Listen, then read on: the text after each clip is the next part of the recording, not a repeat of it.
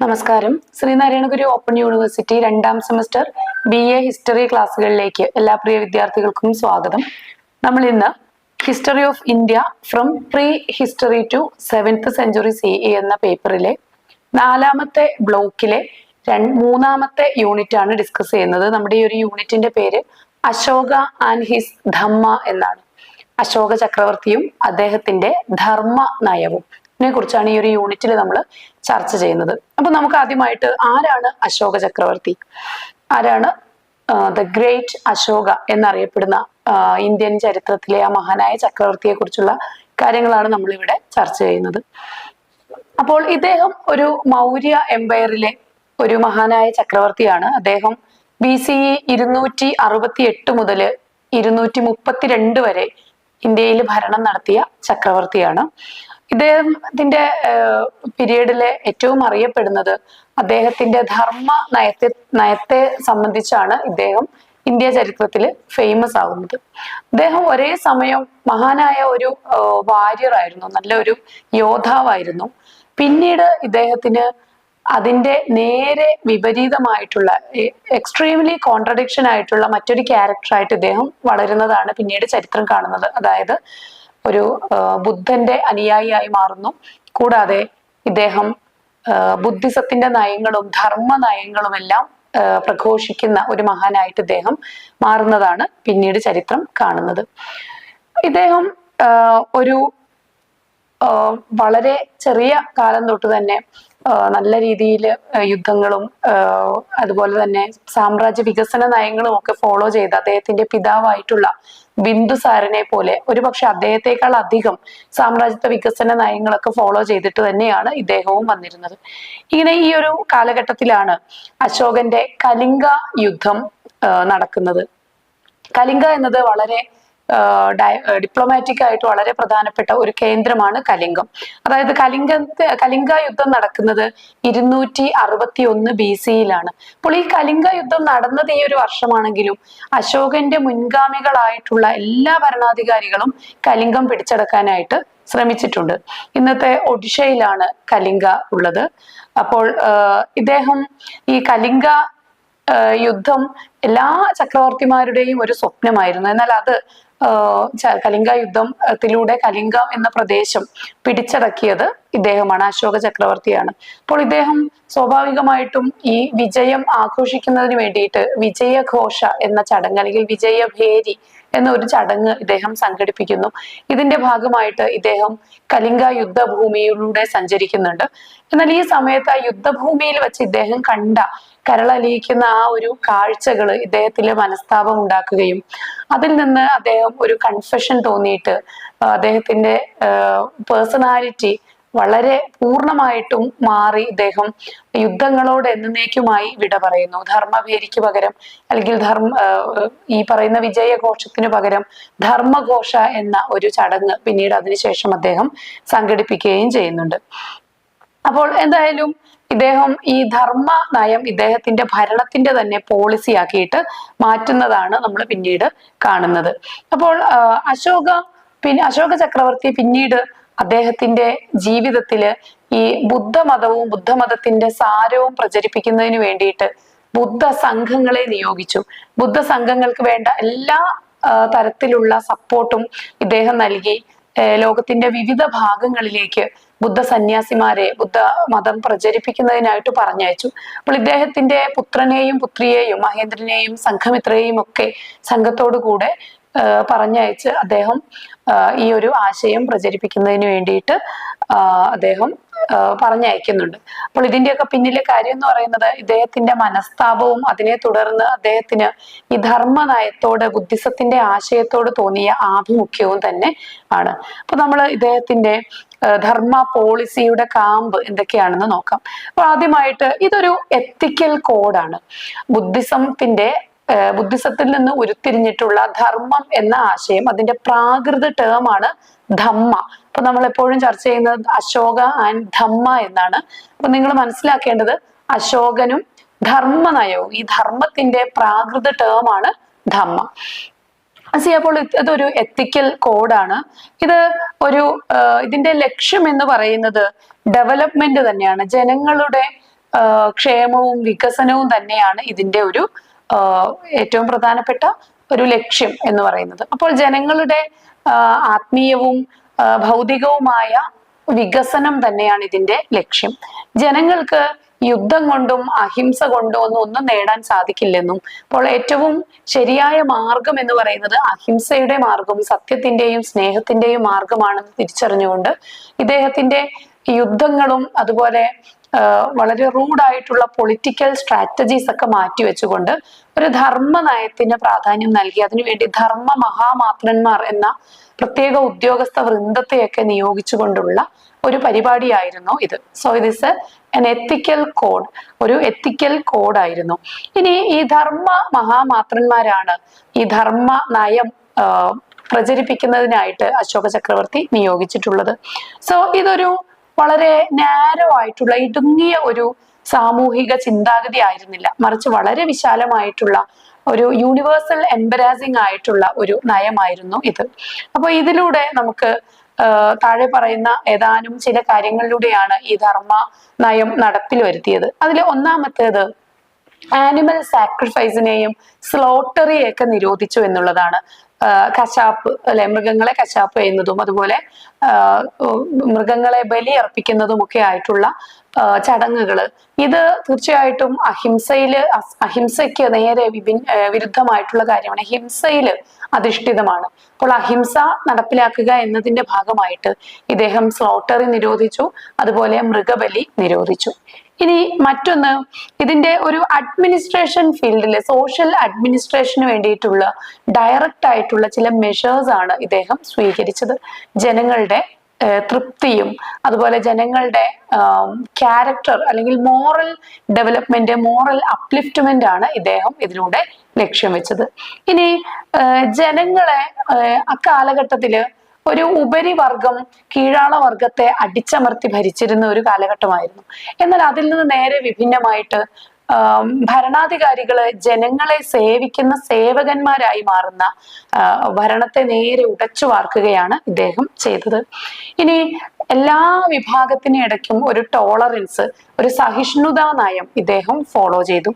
കൂടാതെ ഭേരിഘോഷ, നമ്മൾ നേരത്തെ പറഞ്ഞ വിജയഘോഷമാണ് ഭേരിഘോഷ എന്ന് അറിയപ്പെടുന്നത്. ഭേരിഘോഷ എന്ന വാക്കിനർത്ഥം വിജയത്തിന്റെ ഘോഷം അല്ലെങ്കിൽ ശബ്ദം ആണ്. എന്നാൽ അതിനു പകരം ഇദ്ദേഹം ധമ്മഘോഷ എന്ന ചടങ്ങുകൾ, അതായത് ദ സൗണ്ട്സ് ഓഫ് പീസ്, സമാധാനത്തിന്റെ ശബ്ദം എന്നതാണ് ഇദ്ദേഹം പിന്നീട് അഡോപ്റ്റ് ചെയ്ത പോളിസി എന്ന് പറയുന്നത്. ഇനി ഇദ്ദേഹം വളരെ ചിലവേറിയ തരത്തിലുള്ള റിച്വൽസിനെ എല്ലാം, മതപരമായിട്ടുള്ള ചടങ്ങുകളെയൊക്കെ അബോളിഷ് ചെയ്തു. വളരെ ജനങ്ങൾക്ക് ഉപകാരപ്രദമായിട്ടുള്ള ചെറിയ തരത്തിലുള്ള സാക്രിഫൈസ് ഒന്നും ഇല്ലാത്ത റിച്വൽ പോളിസിയാണ് ഇദ്ദേഹം പിന്നീട് ഫോളോ ചെയ്തത്. അതുപോലെ ഇദ്ദേഹം നല്ല രീതിയിലുള്ള ലെസൺസ്, ധർമ്മ നയങ്ങള് ഈ ജനങ്ങളെ ടീച്ച് ചെയ്തു. ജീവിതത്തില് പാലിക്കേണ്ട ഇത്തരം വാല്യൂസിനെ ഇദ്ദേഹം പ്രീച്ച് ചെയ്തു. അതിലൂടെ മുതിർന്നവരെയും മാതാപിതാക്കളെയും ബുദ്ധ സന്യാസികളെയും ബ്രാഹ്മണരെയും ഒക്കെ ബഹുമാനിക്കണം, അങ്ങനെയൊക്കെയുള്ള ലെസൺസ് ആണ് ഇതിലൂടെ ഫോളോ ചെയ്തത്. സത്യം, ധർമ്മം എന്നിവ ഉയർത്തിപ്പിടിച്ചുകൊണ്ടുള്ള ജീവിത മൂല്യങ്ങളെ ഉയർത്തിപ്പിടിച്ചുകൊണ്ടുള്ള ജീവിതം പ്രോത്സാഹിപ്പിച്ചു.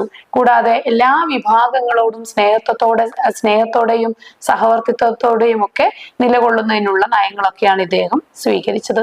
കൂടാതെ ഈ ഒരു എംപറർ എന്ന നിലയില്, ഒരു ചക്രവർത്തി എന്ന നിലയിൽ ബുദ്ധിസത്തെ പ്രോത്സാഹിപ്പിക്കുക എന്നതും അതിന് പാട്രണേജ് നൽകുക എന്നതും ഇദ്ദേഹത്തിന്റെ ഡ്യൂട്ടി ആയിട്ട് ഇദ്ദേഹം കണ്ടു. അപ്പോൾ ഈ ഒരു ഡ്യൂട്ടി ഇദ്ദേഹം നിർവഹിച്ചത് ചില റോക്ക് എഡിക്സിലൂടെയായിരുന്നു. റോക്ക് എഡിക്സ് എന്ന് വെച്ചാല് ഇദ്ദേഹത്തിന്റെ ആശയങ്ങള്, ബുദ്ധമതത്തിന്റെ ആശയങ്ങള് ഇദ്ദേഹം വലിയ ശിലകളില് കൊത്തിവെച്ചു. അത് സഞ്ചാരികൾക്കും അതുപോലെ തന്നെ പൊതുജനങ്ങൾക്കും ഒക്കെ കാണുന്നതിന് വേണ്ടി പൊതുജനങ്ങൾ സഞ്ചരിക്കുന്ന വഴികളില്, മാർക്കറ്റ് പ്ലേസുകളില് ഒക്കെയാണ് ഇദ്ദേഹം ഇത്തരം കാര്യങ്ങള്, ഈഡിക്സ് നാട്ടിവെച്ചിരുന്നത്. അപ്പൊ അതിന് പലതരത്തിലുള്ള മഹാശിലാലിഖിതങ്ങളുണ്ട്, വലിയ ശിലാലിഖിതങ്ങൾ, മേജർ റോക്ക് എഡിക്സ് എന്ന് പറയും. പിന്നെ കൂടാതെ മൈനർ റോക്ക് എഡിക്സ് ഉണ്ട്, ചെറിയ ശിലാലിഖിതങ്ങൾ. കൂടാതെ പില്ലർ എഡിക്സ് ഉണ്ട്, അതായത് പില്ലറുകളില്, തൂണുകളില് എഴുതി വെക്കുന്ന ഈഡിക്സ്. അപ്പൊ ഇതൊക്കെ ഒരു കലാസൃഷ്ടിയും കൂടെയാണ്, നമുക്ക് ആർക്കിയോളജിക്കൽ എവിഡൻസ് ആണ്, ആ കാലഘട്ടത്തെ കുറിച്ചുള്ള ചരിത്രം ലഭിക്കുന്നതിന്, നമുക്ക് പുനർനിർമ്മിക്കുന്നതിന് ഉതകുന്ന ചരിത്രത്തിന്റെ സോഴ്സുകൾ കൂടിയാണ്. So we have to learn about the major edicts. Okay, so നമ്മൾ ആദ്യം നോക്കുന്നത് മേജർ എഡിക്സ് ആണ്. അപ്പോൾ ഇദ്ദേഹത്തിന്റെ മേജർ എഡിക്സ് 14 എണ്ണമാണ് മേജർ എഡിക്സ് ഉള്ളത്. വളരെ ഇമ്പോർട്ടന്റ് ആയിട്ടുള്ള ഒരു ഏരിയ ആണ് നമ്മളിപ്പോൾ ഡിസ്കസ് ചെയ്യുന്നത്. സോ മേജർ എഡിക്സ് 14 എണ്ണമാണ്. അതില് 8 സ്ഥലങ്ങളിൽ നിന്നാണ് ഈ 14 ഈഡിക്സ് നമ്മൾ ഫൈൻഡ് ചെയ്തിട്ടുള്ളത്. സോ ഒന്നാമത്തേത് മാനസേഹറ എന്ന പ്രദേശത്താണ്. 2 ഷഹബൻസാഗി, പിന്നെ ഖൽസി, ധൗളിയൊക്കെ നിങ്ങൾക്ക് വളരെ പരിചിതമായിരിക്കും. ധൗളി ശാസനം എന്നൊക്കെ നമ്മൾ വളരെയധികം കേട്ടിട്ടുണ്ട്. ദെൻ ജൗഗഡ ഈഡിക്സ്, അതുപോലെ സോപാര ഈഡിക്സ്, പിന്നെ ഗിർനാറും അല്ലെ, ഗിർനാർ ശാസനവും നമ്മൾ വളരെയേറെ പരിചിതമാണ്. പിന്നെ എറാഗുഡി ശാസനം. ഇത്രയുമാണ് പ്രധാനപ്പെട്ട മേജർ എഡിക്സ് കിട്ടിയിട്ടുള്ള സ്ഥലങ്ങൾ. ഇവിടെ നിന്ന് 14 എഡിക്സ് ആണ്, മേജർ എഡിക്സ് ആണ് നമുക്ക് കണ്ടെടുക്കാനായിട്ട് സാധിച്ചിട്ടുള്ളത്. ദെൻ മൈനർ എഡിക്സ് ആണ്. മൈനർ എഡിക്സ് എന്ന് പറഞ്ഞാൽ ഇത് മസ്കിയിൽ നിന്നും അതുപോലെ ഗുർജാര പ്രദേശത്തു നിന്നും ഒക്കെയാണ് മൈനർ എഡിക്സ് കണ്ടെത്തിയിട്ടുള്ളത്. ഇനി ഇതില് അശോക ഈ മൈനർ എഡിക്സില് ഇൻസ്ക്രിപ്ഷൻസിലൂടെ മെൻഷൻ ചെയ്തിരിക്കുന്നത് ദേവനാം പിയ എന്ന പേരില്, അതായത് ഇദ്ദേഹത്തിന് ഒരു പേരുണ്ട്, ദേവനാം പിയ പിയദശി രാജ എന്ന, ഇത് പ്രാകൃത ടേമാണ്. ദേവനാം പിയ എന്നതിന്റെ അർത്ഥം ദേവന് പ്രിയപ്പെട്ട, പിയദശി രാജ എന്ന് പറഞ്ഞാൽ പ്രിയദർശി, അതായത് കാണാൻ വളരെ സുമുഖനായ രാജാവ്, ദേവന് പ്രിയപ്പെട്ട, ദൈവത്തിന് പ്രിയപ്പെട്ട കാണാൻ സുമുഖനായ രാജാവ് എന്നുള്ള രീതിയിലാണ് ഇദ്ദേഹത്തെ വിശേഷിപ്പിച്ചിട്ടുള്ളത്. ഇനി ഏതാനും പില്ലർ ഈഡിക്സ് ഉണ്ട്, അതായത് സ്തംഭശാസനങ്ങളിൽ നിന്ന് നമുക്ക് പറയാനായിട്ട് സാധിക്കും. സ്തംഭങ്ങളില്, പില്ലറുകളിൽ നാട്ടിവെച്ചിരിക്കുന്ന ശാസനമാണ്.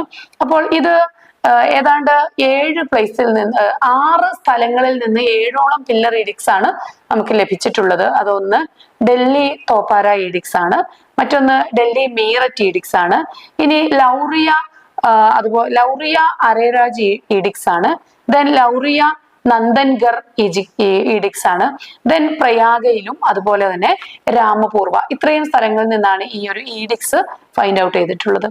ഇനി ഇതില് ഓരോ ഈഡിക്സിനെ കുറിച്ചും വിശദമായിട്ട് നോക്കിയാൽ, ഒന്നാമത്തെ ഈഡിക്സിൽ പറഞ്ഞിട്ടുള്ളത് ഈ prohibition of slaughter and animal sacrifice, അതായത് സ്ലോട്ടറിയും കശാപ്പും അതുപോലെ മൃഗബലിയും നിരോധിക്കുന്നതുമായി ബന്ധപ്പെട്ട കാര്യങ്ങളാണ് ഒന്നാമത്തെ ഈഡിക്സിൽ പറയുന്നത്.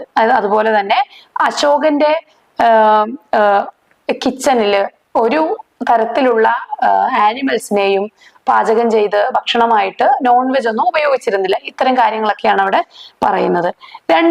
രണ്ടാമത്തെ ഈഡിക്സിൽ പറയുന്നത് മനുഷ്യർക്ക് കെയർ കൊടുക്കുന്നതിനെ കുറിച്ച്, അതുപോലെ കൂടാതെ തന്നെ മൃഗങ്ങൾക്കും കെയർ എന്ന് വെച്ചാല് മനുഷ്യർക്കും മൃഗങ്ങൾക്കും വേണ്ടി ആശുപത്രികൾ സ്ഥാപിക്കുന്നതുമായിട്ട്, ആരോഗ്യ കേന്ദ്രങ്ങൾ സ്ഥാപിക്കുന്നതുമായി ബന്ധപ്പെട്ട കാര്യങ്ങളാണ് രണ്ടാമത്തെ ഈഡിക്സിൽ ഡിസ്കസ് ചെയ്തിരുന്നത്. ഇനി മൂന്നാമത്തേത് ബ്രാഹ്മിൻസിനോട് ജനറോസിറ്റി കാണിക്കുക എന്നതാണ് മൂന്നാമത്തെ ഈഡിക്സിൽ പറഞ്ഞിരുന്നത്. ഇനി നാലാമത്തേതില് ഭേരിഘോഷത്തിനു പകരം ധർമ്മഘോഷം നടത്തുന്നതുമായി ബന്ധപ്പെട്ട് നമ്മൾ നേരത്തെ ഡിസ്കസ് ചെയ്തു. ഈ കാര്യം ഇവിടെ പറയുന്നത് ഏത് ഈഡിക്സിലാണ്? നാലാമത്തെ ഈഡിക്സിലാണ്. ഇനി അഞ്ചാമത്തെ ഈഡിക്സില് നമ്മള് തൊഴിലാളികളോടും അതുപോലെ സ്ലേവ്സിനോട്, അടിമകളോടും ഒരു സ്നേഹം കാണിക്കുക, അവരോട് കരുണ കാണിക്കുക, ഈ കരുണ കാണിക്കണം, ഇങ്ങനെയുള്ള നിർദ്ദേശമാണ് അഞ്ചാമത്തെ ഈഡിക്സിൽ പറയുന്നത്. അതുപോലെ ആറാമത്തെ ഈഡിക്സില് ക്ഷേമം രാഷ്ട്രമാക്കുന്നതിന് വേണ്ടിയുള്ള ചില മെഷേഴ്സ്, ചില വെൽഫെയർ മെഷേഴ്സിനെ കുറിച്ചാണ് ആറാമത്തെ ഈഡിക്സിൽ പറയുന്നത്. അതുപോലെ ഏഴാമത്തെ ഈഡിക്സ് വളരെ പ്രധാനപ്പെട്ട ഈഡിക്സ് ആണ്. സർവ്വ മതങ്ങളോടും സഹിഷ്ണുത കാണിക്കാൻ ആവശ്യപ്പെടുന്ന, റിക്വസ്റ്റ് ചെയ്യുന്ന ഈഡിക്സ് ആണ് ഏഴാമത്തെ ഈഡിക്സ്. എട്ടാമത്തേത് ഈ ധർമ്മയാത്രകൾ, ബോധഗയയിലേക്കുള്ള ധർമ്മയാത്രയെ കുറിച്ചാണ് പറയുന്നത്. അതായത് ഇവിടെ നമുക്ക് ഒരു കാര്യം കാണാനായിട്ട് സാധിക്കും. ഈ ബോധഗയ ഒരു പിൽഗ്രിം സെന്റർ ആയിട്ട് വളരുന്നത് ഈ ഒരു കാലഘട്ടത്തിലാണ്.